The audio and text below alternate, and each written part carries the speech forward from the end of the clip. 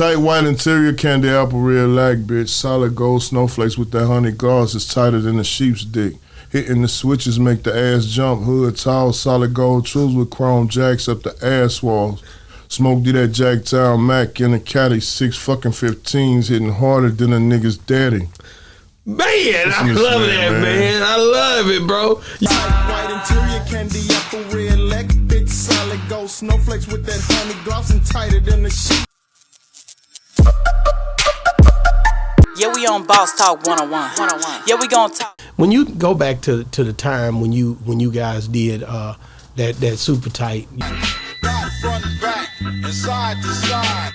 Never let hoe ass niggas ride. You know what I mean? And that front, back, side to side. Like, just walk me up to the point of and I know you went through it somewhat last time, but we had Fiend on here, so I was trying to juggle. But for our listeners, like, shout out to Fino Rachi. Yeah. Just walk me up to the point of you doing that song and that day. Just let's walk back through that.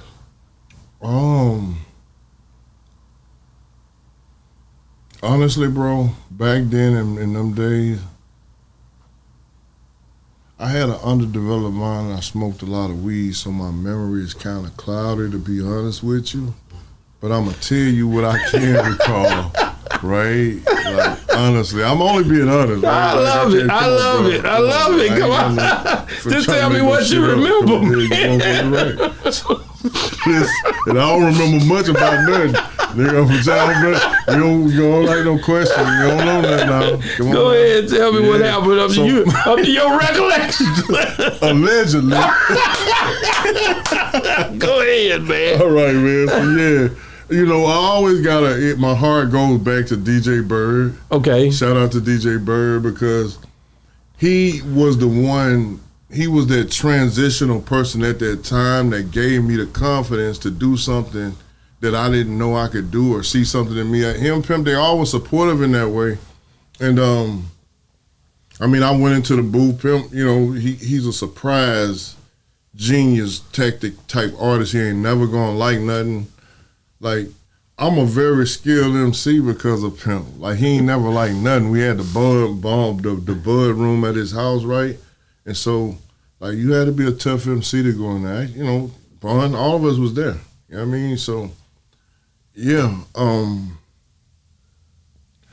I was tender. I don't, you know, at the time then, like, I was fearful of going behind that microphone because I had never did it before. He just shoved me out there. Screwed up a couple of times. They had some people there that was doing,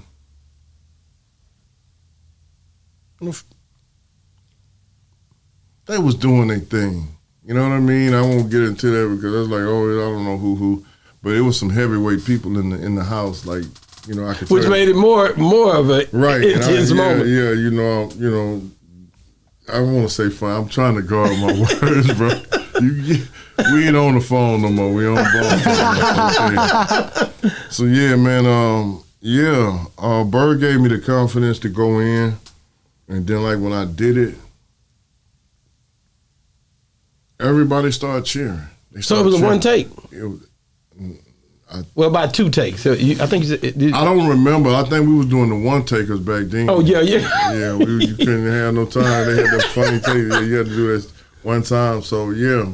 Did you write it? You wrote it before you went in? What it was, I had pieces of notes that I put together. You know what I mean? Because of being down, and I was trying. Like, I was still trying, and I already decided. The beautiful thing about Pimp and his psychology, the way he vetted people, is that you would still be trying, and you done already did and exceeded way beyond what he wanted you to do.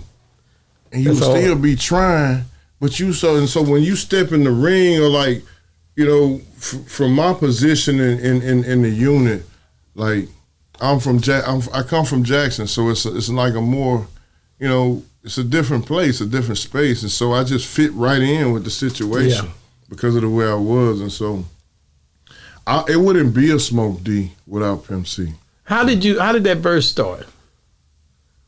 Tight white interior. Yeah, because I remember we better go down through that today. I got you now. You been talking to me. Pimp had a song called Tight White. We used to have this saying. All of us used to say, Ski Daddy, but tight white. Okay. Yeah, because, you know, the tar, you know, you got the things that tight white. So the tight white interior, the candy apple red, you know, like at the same time, like, you know, I just look at myself like in real time thinking about it right now, like looking at myself now as opposed to who I was back then, bro. Like, I enjoyed myself. No. The verse was cold. I enjoyed myself. I ain't gonna lie, man. Going to see, you know, going to New York, different places, being in $5,000 a night rooms and stuff. Like somebody from Mississippi, come on, man. The bottles were so golden and so I didn't even touch nothing, bro. I was, you know, so like Pimp, he added something to me. I mean, imagine what I would be a 17-year returning citizen without the Smoke D thing. Yeah. I couldn't sit here before you today.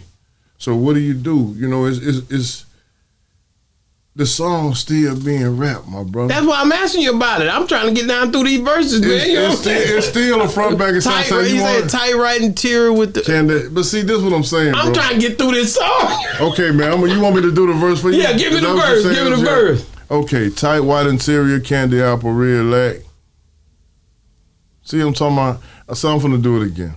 Tight white interior, candy apple red lac, bitch. Solid gold snowflakes with that honey gauze is tighter than a sheep's dick. Hitting the switches make the ass jump. Hood tall, solid gold trues with chrome jacks up the ass walls. Smoke D that Jacktown Mac in a caddy, 6 fucking 15s hitting harder than a nigga's daddy. Man, I love that, man. I love it, bro. White interior, candy apple red lac, bitch, solid gold snowflakes with that honey gloss and tighter than the shit. You dope, man. You killed that out of early. How old was you, man? I was 19. 19. Killed it. I was at the house listening at that thing. You know? Yeah. I knew the song. I didn't even know you. It was like that song went everywhere, man. Man, it did. It like it changed the trajectory of my life based on the way people started perceiving me. Wow. And they started perceiving me with a miscount of perception. They had no perception, and I was so naive that I couldn't recognize that they started viewing me different. So I'm a common person that had did something seemingly to the world that was phenomenal, but I stayed in a common mind, and that caused me to go on a journey that made my good be treated real bad. And that made me, you know, proficient enough to operate in today, because it's the good people that go through a lot of bad that we need. That's real. Like, I had a good heart starting as a child, but the world, you can see like children now. I'm looking at my son, I look in his eyes because I see an innocence that's still a semblance of there. I can accredit it to that man now. Yeah. See, when I come back and my son's eyes looking funny and I see that muck, because you know, you got to understand, we are men, we protected, we have a certain skill set that don't come with talking and running and bumping our mouth. That's real. You know, you have to be able to hear what's not being said. That's bro. real. That's real. You know what I mean? That's real. If you're gonna be a real protector, like, you can't come in here playing. No, you can't. Yeah, we on Boss Talk 101. Yeah, we gonna talk.